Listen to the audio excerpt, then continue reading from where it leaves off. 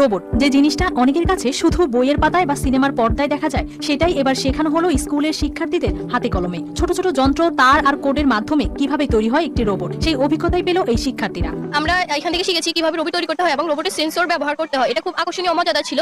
তাই আমি ভবিষ্যতে রোবোটিক্স নিয়ে কিছু শিখতে চাই, যা মানুষের কল্যাণে ব্যবহৃত হবে এবং মানুষের জীবনযাত্রা আরো সহজ করে তুলতে পারবে। এই ব্যতিক্রমী আয়োজন দেখা গেছে নোয়াখালীর সেনবাগে। ছিলনিয়া ইউনিয়ন উচ্চ বিদ্যালয়ে দিনব্যাপী এক রোবোটিক্স কর্মশালায় অংশ নেয় শতাধিক শিক্ষার্থী। কিন্তু আজকের একদিনের প্রোগ্রামে আমরা তো অনেক কিছু শিখতে পেরেছি। রোবোটিক্স বিভিন্ন ব্রেন, রোবোটিক্স বিভিন্ন যন্ত্রপাতি, কোন যন্ত্রপাতি দিয়ে কি কাজ করা হচ্ছে, এরপরে রোবোটিক্স গাড়ির বিভিন্ন চাকা, রোবোটিক্স চাকা কি ধরনের হতে পারে। এরপরে আমরা বিয়ার হেডকে সেট বিভিন্ন যন্ত্রপাতির সাথে পরিচিত হয়েছে।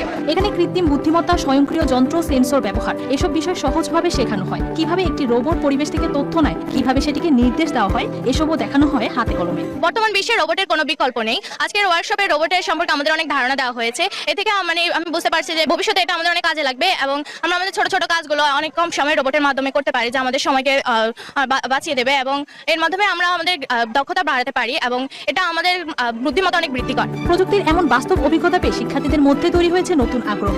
বইয়ের বাইরে এসে সরাসরি শেখার সুযোগ তাদের আত্মবিশ্বাসও বাড়িয়েছে। বর্তমান বিশ্ব যেভাবে এগিয়ে যাচ্ছে রোবট এবং কৃত্রিম বুদ্ধিমত্তার সাথে, আমার মনে হয় এগুলো দিনে দিনে এসব প্রোগ্রামের আয়োজন আরো বাড়ানো উচিত। প্রযুক্তি সম্পর্কে আমাদের প্রাথমিক ধারণা হয়েছে যেগুলো আমরা আগে জানতাম না, যেমন রোবটিক জিনিসপত্র, যেমন সোনার সেন্সর, তাছাড়া যেসব সেন্সর ব্যবহার করে একটি প্রাথমিক রোবট বানানো যায়, সেগুলো সম্পর্কে আমরা ধারণা পেয়েছি। এই ধরনের আয়োজনকে অনেকেই দেখছেন নতুন সম্ভাবনার শুরু হিসেবে, কারণ প্রযুক্তির সঙ্গে পরিচিতি যত বাড়বে ততই ভবিষ্যতে নতুন কিছু তৈরির পথ খুলবে। বিষয়টা আসলে প্রযুক্তির একটা অংশ।